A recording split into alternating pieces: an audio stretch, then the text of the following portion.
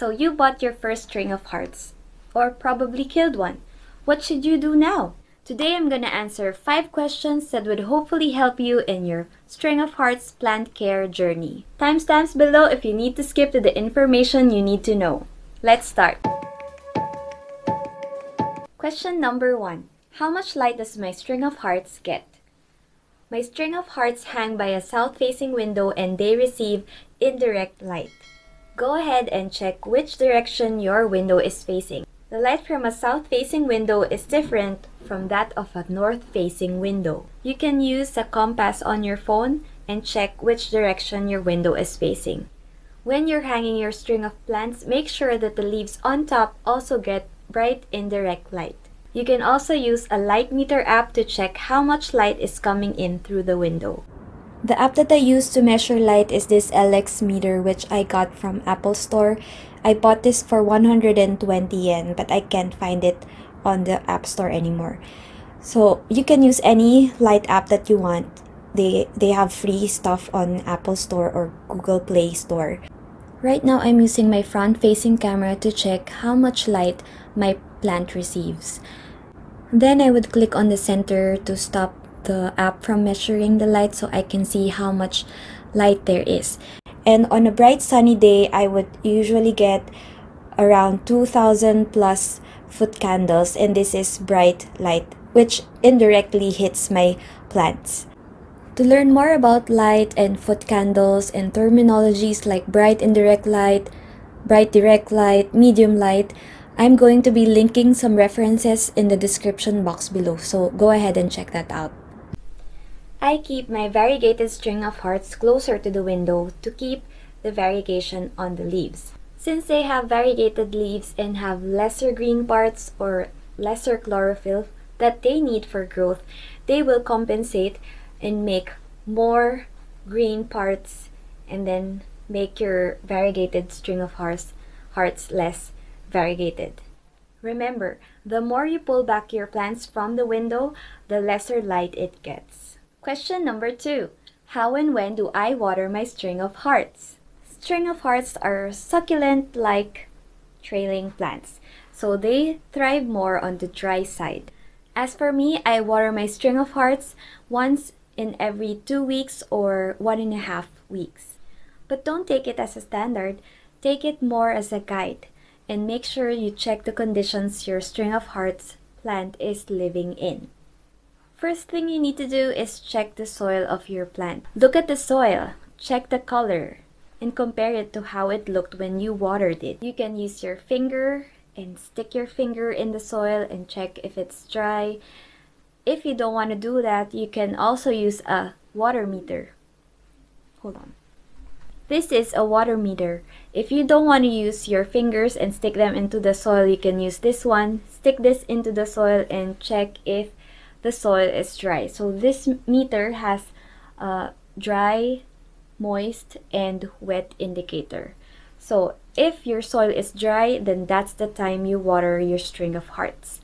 If you don't have this device or you don't want to buy one, you could also use a toothpick. Yes, you can use a toothpick and check if your soil is dry. Here are 2 toothpicks I use to check if the soil is dry. The one on the left indicates that the soil is dry, and the one on the right indicates that the soil is still moist. Can you see the difference? The moist toothpick has more soil sticking on it. You can go ahead and try this at home and see if it works for you. On hot summer days, I make sure that I water my string of hearts thoroughly, and that would mean watering twice or thrice and then making sure that the excess water flows through the drainage holes. I also clean the leaves by giving them a good shower. This is how I would treat my string of hearts when it comes to watering. So this is my cactus plant, and this one I barely water. This one is a coffee plant, and I water this when the soil is dry, but not bone dry. This is my Phytonia or nerve plant, and this one I keep the soil moist. So my string of hearts goes right in between these two plants. So I will keep the soil dry, I will water when the soil is dry, but I wouldn't treat it like I would my cactus plant. Nor would I treat it like a normal or usual house plant or foliage plant like this coffee plant. I hope that helps. Question number 3. What bugs or pests do I look out for? String of hearts are prone to mealybugs. Those white, furry, stringy insects on your plants, those are mealybugs. And the first thing you should do is isolate your plant. That's the very first thing you need to do. And then you can give your string of hearts some good shower to make sure some of the bugs are washed off. And then you can use a cotton swab and put some alcohol there and just remove that mealybug with the alcohol and the cotton swab. You can also spray your infected string of hearts with a solution that is water, mostly water, some alcohol, and then a little dishwashing liquid, and then spray it all over your plant. So before you bring home that first string of hearts plant, make sure that you check all over, check the leaves, check under the leaves. If they're not on the leaves or under the leaves, they are more likely in the nodes or around the node, which is this part, the one where the leaf is connected to the stem. Even if you brought home your string of hearts with no infestations, it's better if you check your plant daily if you can, and just check. The earlier you catch the bugs, the easier it is for you to save your plant. Question number 4.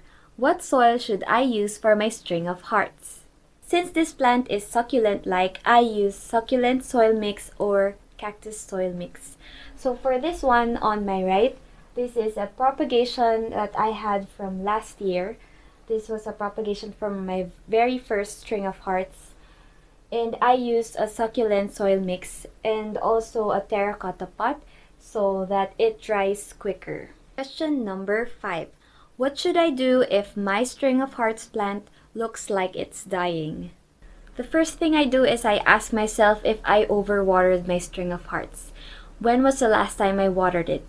And how many times have I been watering it in a week? Have I been watering it more than I should have? So if I did, then what I would do is I would change the soil, give the plant some fresh new soil, and then remember not to overwater my plant. The next thing I'm gonna do is check if there are any bugs or pests. And I'm gonna look for mealybugs in string of hearts because it's very common in this plant.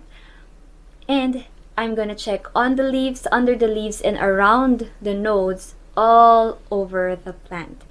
I've talked about this one earlier in this video, so if you want to know more about this, go ahead and check out question number 5 in the timestamps below. The next thing I'm gonna do if my plant really looks like it's gonna die is I'm gonna propagate the plant. I'm gonna propagate the leaves so that I will have something to hold on to when the plant eventually dies. So propagating this plant is very easy. You just cut above the node. So this part is the node where the leaves are attached. That's the node.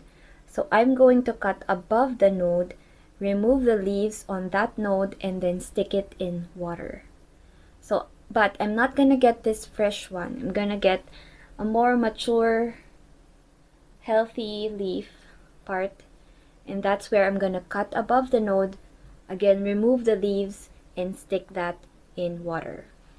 Then I'm gonna have a new plant.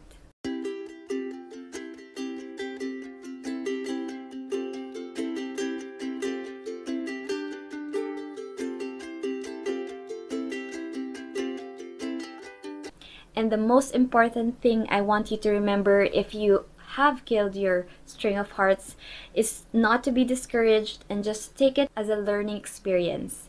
So watch more videos about string of hearts. Ask your friends, ask your plant friends, or you can go ahead and ask me. My Instagram is Fall for Foliage. You can connect with me there. I can help you any way I can. And just don't give up and just try again. That's just how you grow and how you grow your indoor jungle. So I hope you're falling for foliage. More plant videos here. I'll see you in my next one. Bye!